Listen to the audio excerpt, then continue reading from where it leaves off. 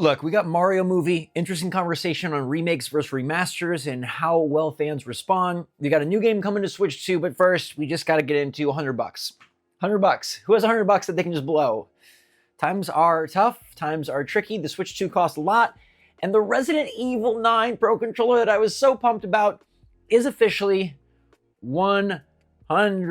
Now, I don't know about you, but I'm gonna have a hard time justifying $100 for a controller. I just want to pause and talk about the time that we're in. And look, I understand things get more expensive. I understand that prices push forward. I understand that consoles go up and inflation just continues to rise. First of all, I'd like to be one to say that wages are not rising. That's completely unfair and completely not right and completely makes this a very difficult situation. But I also want to just say that, like, numerically, monetarily, $100 for a limited edition controller just feels bad. Like, little kid me struggled to justify in any shape of the world $70 for Pokemon Stadium. And I know that inflation-wise, if you go back and look at Pokemon Stadium, it's way more than that, right? Like, that was an insane game to pay for. It had, like, the expansion pack. I understand N64 carts were expensive. But to think of, like, a kid now, right? A 12-year-old who's a big fan of Nintendo and Resident Evil and wants his Pro Controller, and it's like, it's $100. It is more than a game. It is a game and a half. Unless you're Mario Kart World, then it's a game and a quarter. $100 for this controller completely changed my outlook. And where last week I was excited for accessories and I was pumped to pick this up and add in my awesome Pro Controller collection, I think I'll be passing. And I know that sucks. You won't get to see on the channel, but $100, I just don't want to be a part of that. Really, like, I love Capcom. I think Resident Evil 9 Requiem is going to be great. I'm definitely down to pay for that, even a game key card on the Switch 2. Not down to pay $100 for a controller, especially one that has no color. Like, I love the embossed, embedded nature of the designs on the Switch Pro controllers. And I know the Switch 2 Pro controller is expensive as is, but $100, just no. Just no. Just no. Like, I like Resident Evil. Just no. Do you agree? Is $100 just a big no-no for a controller? $100 for a controller. It just feels wrong. What's going on, everybody? It's Zach from SwitchForce. Hope you're all having a fantastic day. Hope you enjoyed your weekend. Mine was full of Star Wars. Mine was full of Riftbound, TCG, and up over the weekend, and now we're back in the video game groove. And maybe you're going to groove your way to Warframe, which is hitting Nintendo Switch in 2026. Rather, Nintendo Switch 2 officially coming in 2026. They say it looks so good, it runs so well. That's what Digital Extremes has said about Warframe coming to Switch 2. Now, granted, Warframe was on Switch 1. Wouldn't say it ran phenomenally on Switch 1, so this is a great way to play the game in a new and much better fashion. Free-to-play game getting added to the Switch 2. We've already got the Fortnite version, continue to get more versions of games.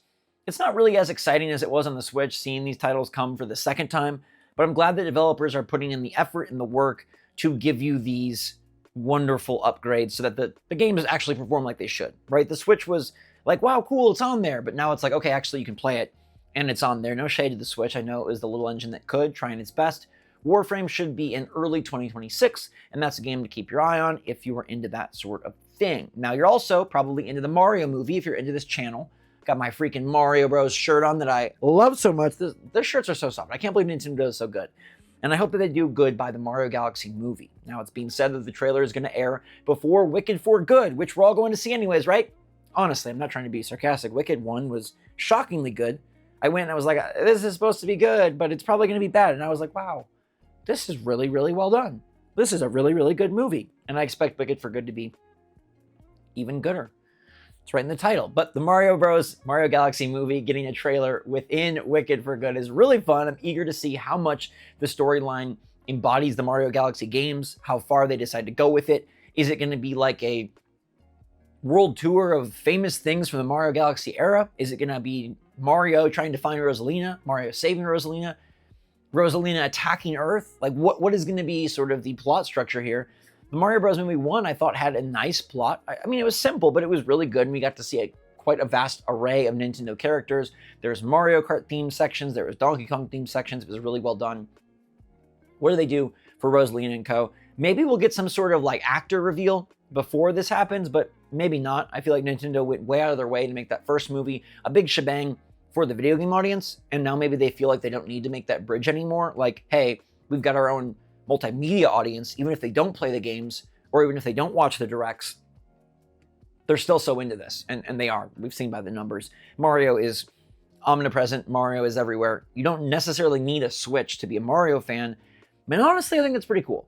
Mario is ubiquitous and can be just like a fun face and a fun kid's icon. He's a board book character. Nintendo released all that baby stuff. There is a board book of Mario. There are little animated shorts for kids of Mario. How far we've come when video games were like a taboo thing for weird nerds to baby books of Mario. I like the sound of that. But you tell me, do you like the sound of remakes over remasters? I thought this article is fascinating and I wanted to dive in with you. Love having conversations with everybody. This is from Video Games Chronicle. And they're talking about how consumers spend twice as much on video game remakes over remasters. And I thought this was really interesting, especially because Nintendo really don't do many remakes. They do mostly remasters, although you could consider Super Mario RPG as a remake. I'd say that's a remake. Other than that, they're much more on the remaster train.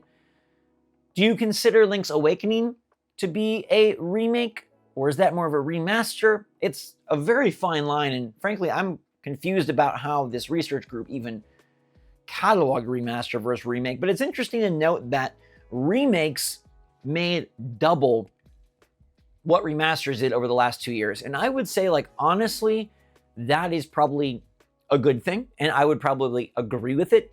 To me, like, huge remakes in the last few years have been really good. Silent Hill 2 was a great remake. Final Fantasy VII, obviously with its trilogy, is a pretty darn good remake. And in that way, like, those remakes are modernizing the games in the ways that Nintendo's, even if you want to call them remakes with quotes, they're not modernizing them, right? Like, they're still taking the bread butter game that it was and giving it better graphics. They're remaking the graphics, they don't really remake the game. And now, there is something to be said for Nintendo's games are forever, right? Their games are evergreen because the gameplay is so strong. But it is interesting because Nintendo loves to port titles. They love to bring back titles. They love to NSO titles. They don't really remake titles. Now, I think there's an audience that would definitely push for remakes. And to me, the biggest remake they've made was Let's Go Pikachu and Let's Go Eevee. And honestly, that's one of my favorite Pokemon experiences. I think Scarlet and Violet is a better game, but I did enjoy Eevee and Pikachu more than I thought. I don't want to ever advocate for remakes and remasters.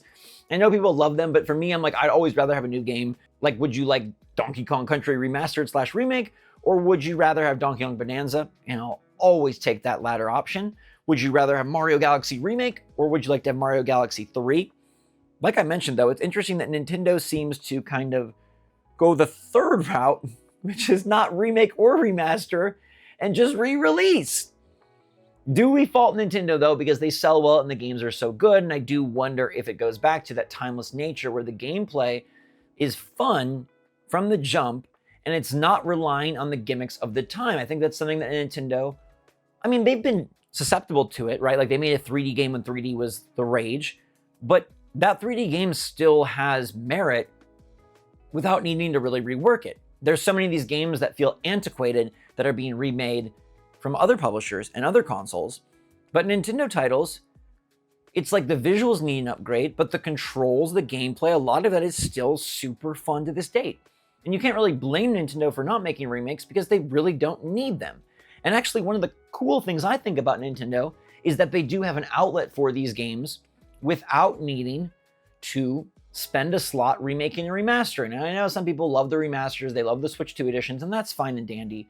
But like, we get Luigi's Mansion 1 on NSO for Halloween. We don't need it to be taking up a remake slot. We're going to eventually get Smash Bros. Melee on the GameCube Online, and that's going to have online play. And that's super sick, right? Like, online play for these old titles is remaking them in a way. It's not a full-on remake, but it's kind of adding these modernized features, this modernized multiplayer, and we're not spending a game release slot. And to me, that's huge, because you only have so many games that Nintendo can make. You have only so many games that Nintendo can release. We always wait for them. We're so excited for them. The Directs, like, we just are waiting there with bated breath. And then it's a remake and a remaster and a remake, and that, to me, feels bad. So I'm glad Nintendo has avoided that. If they are going to go this route, though, I know, look, they're a company that loves their money. They know how to make money. They love to make money. And they're going to see this and say, okay, remakes have made double remasters. And Nintendo has tried their hand at some remasters. Metroid Prime is a great example.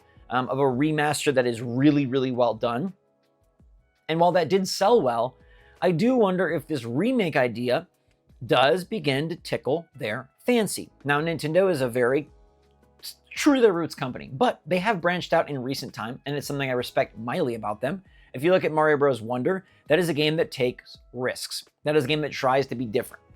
Pokemon franchise, doesn't really try that very much, but even Mario Kart World, maybe it wasn't to the greatest success, but they tried to do an open world thing. Zelda has obviously evolved in great ways in recent memory, so can they take the remake idea and make it Nintendoified, make it their own? Could they take a game like Mario Bros. 3, a beloved classic Mario game, and find a way to innovate on that for the modern era? Could they take that and not make it a 2D game, but make it a 3D title that is ballooned out to really emphasize and build upon the worlds and the lore that were created in that game? You've got the freaking magic flute, make that a key item. You've got Little Big Land. We've had that obviously in Mario 64, but bring it back. We can have elements of these games remade into something bold and new, and Nintendo could really take it to another level, right? When you look at a Silent Hill 2 remake, a Final Fantasy 7 remake, Final Fantasy 7 has been a major expansion of the storyline, a major expansion of the world. Silent Hill 2 is more of a tried and true remake, but they did modernize the controls and the gameplay to make it sit better with a 2024 audience. Now, 2026 Nintendo, 2027 Nintendo, could they bring back a game in a really fun, crazy way that's a remake, but really ups the ante and Nintendo defies the remake word? So like I said, Mario Bros. 3 getting a 3D treatment. You could take something like Kid Icarus and build it out to be something bigger and better. You could take a title that people love, like a Punch-Out, and remake that in a way that does bring in, RPG elements or something. I'd love to see Nintendo maybe just once. I know I'm saying hey, it's good that they have this outlet for remakes, but that's in the traditional sense. I love that Nintendo has this place to put Luigi's Mansion and Smash Brothers and Pokemon Coliseum and all this stuff. They can take Donkey Kong Country 1, 2, and 3, and they don't need to remaster or remake it. Just throw it up on NSO. But if they did want to do a remake, the only way I would love to see it happen is if they did this creative Nintendo, really overzealous take where they remade it in a whole new fashion with the same basic structure and foundation, but then a whole new castle, right? Let me know what kind of remake you want to see out of Nintendo. Do you think that they need any remakes at all? Or do you feel that NSO is the perfect spot and they can save on the remasters and remakes? And how do you feel about remakes being worth double remasters when it comes to sales for these companies? Are you going to play Warframe on Switch 2? Are you pumped to see Wicked for Good with the Mario Galaxy movie trailer attached? And how you feel about a $100 Resident Evil controller? Who's spending $100? I don't think this guy is. But until next time, thank you so much for watching. Hope you're all doing fantastic out there and enjoying the start to your week. Remember, Wednesday we've got Hyrule Warriors Age of Imprisonment. That's going to be super sweet. I think that's going to be one of the hidden gems of Switch 2. I think that game is going to blow us away graphically, performance-wise, number of enemies. I'm ready for it. It's a big download. It's going to take a while. We're going to play it. Until that time, though, everybody, stay safe, stay healthy, stay happy, stay positive out there. Love you all lots. SwitchForce out.